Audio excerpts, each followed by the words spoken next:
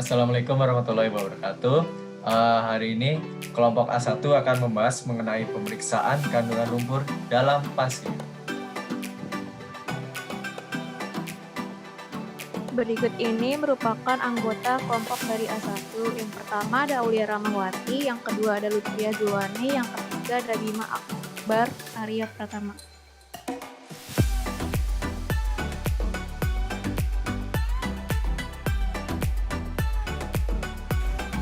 Ya, selanjutnya yang keempat ada Adi Samada, yang kelima ada Muhammad Agung, yang keenam ada Fadika Julia.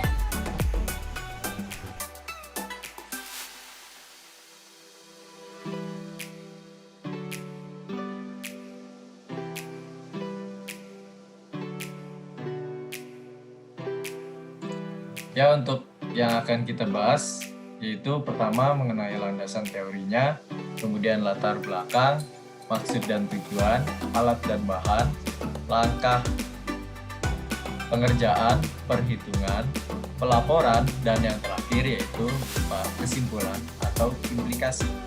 Dan standar SNI yang kita pakai yaitu SNI S04 tahun 1989 F tentang pemeriksaan kandungan lumpur dalam pasir. Berikut juga kami menyediakan berupa sumber yang kami gunakan. Selanjutnya, Yang pertama ada landasan teori.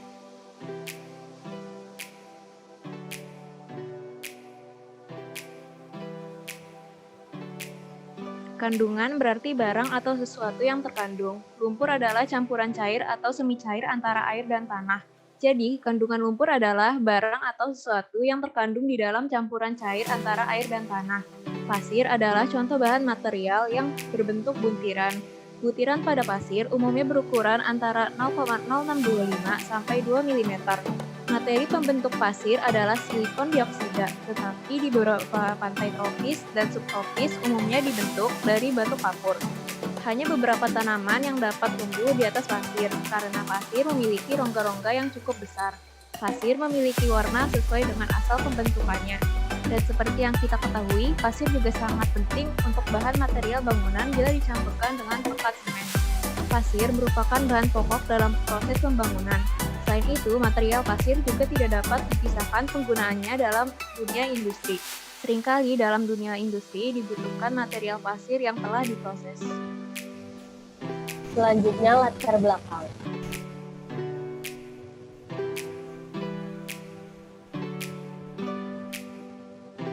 Pasir adalah butiran-butiran mineral yang dapat lolos ayakan 4,8 mm dan tertinggal di atas ayakan 0,075 mm.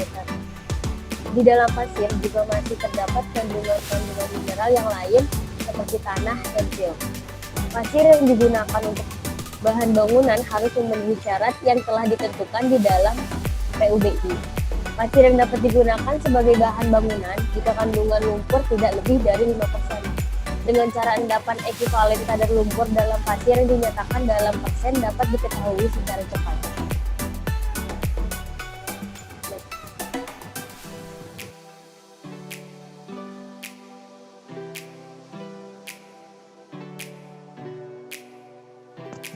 Oleh karena itu, pengetahuan tentang pasir saja tidak cukup. Dalam hal ini juga harus mengetahui cara menentukan mutu dan mengetahui karakteristik bahan bangunan yang dipilih, agar sesuai dengan kriteria konstruksi yang akan dibuat.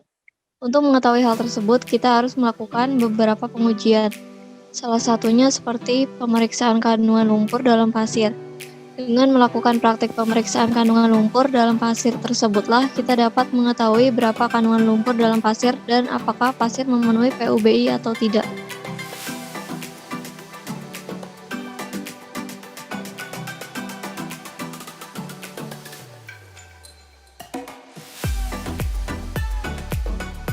Maksud dan tujuan.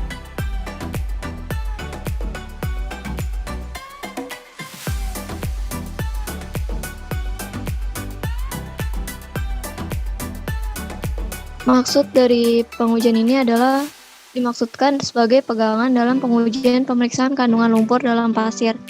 Tujuannya adalah pemeriksaan dengan ayakan nomor 200 untuk mengetahui besarnya kadar lumpur, tanah liat, dan slit dalam pasir tersebut.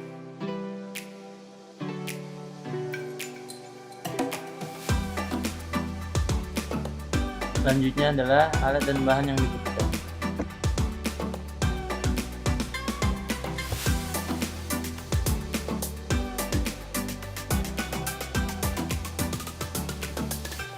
Ini adalah alat-alat yang dibutuhkan. Yang pertama itu ayakan nomor 20, yang kedua ayakan 1,4 mm, dan yang ketiga nampan pencuci, yang kelima tungku pengering atau oven,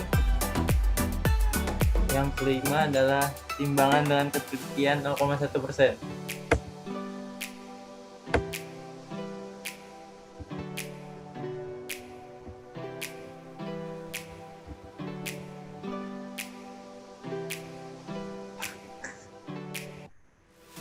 Dan yang selanjutnya adalah bahan yang dibutuhkan, yaitu pasir kering tungku yang lewat ayakan 4,8 mm, berat 500 gram.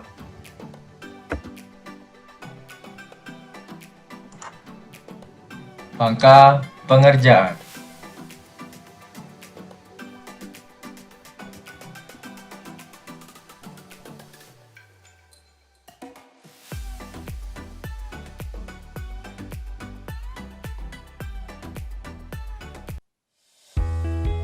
Yang pertama, ambil pasir kering tungku yang lewat ayakan 1,40 mm seberat 400 gram. Yang kedua, masukkan pasir tersebut dalam nampan pencuci dan tambahkan air secukupnya sampai semuanya terendam. Yang ketiga, goncang-goncangkan nampan, kemudian tuangkan air pencucian ke dalam ayakan nomor 200.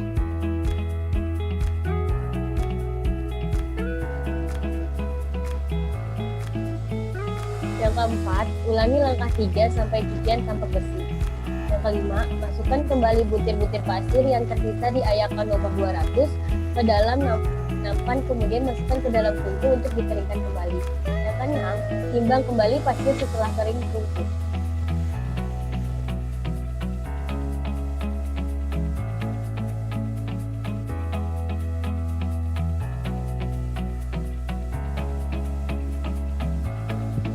Perhitungan.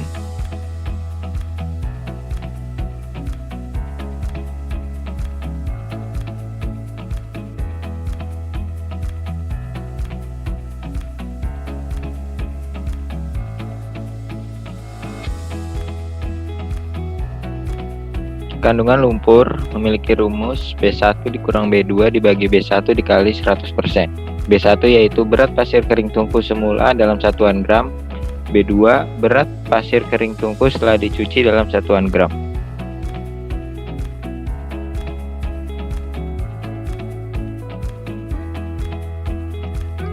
Pelaporan.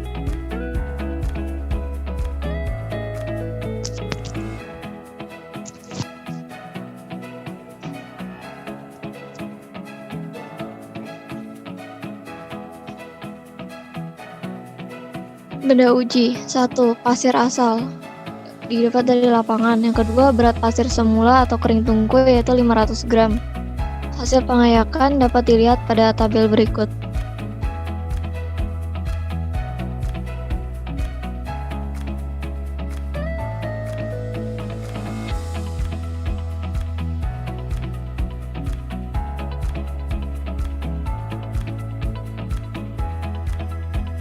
Menghitung kandungan lumpur. Kandungan lumpur sama dengan B1 min B2 per B1 kali 100% sama dengan 500 min 470 per 500 dikali 100% sama dengan 6%. Dan kesimpulan dari laporan ini adalah kandungan lumpur yang terdapat dalam pasir tersebut sebesar 6%. Dapat disimpulkan bahwa kandungan lumpur pada pasir ini memenuhi kriteria PUBI 1982 pasal 11.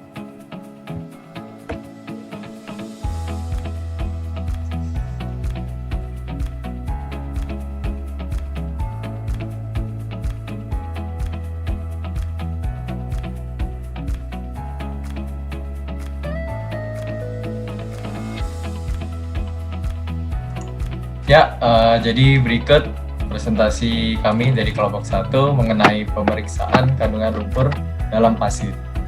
Sekiranya sekian kami dari kelompok A1, mari kita menjaga badan, jaga badan, berolahraga, undur diri kami ucapkan untuk para pendengar semuanya. Terima kasih. Assalamualaikum warahmatullahi wabarakatuh. Sekian dari kelompok A1, sampai jumpa di minggu yang akan datang. Dadah.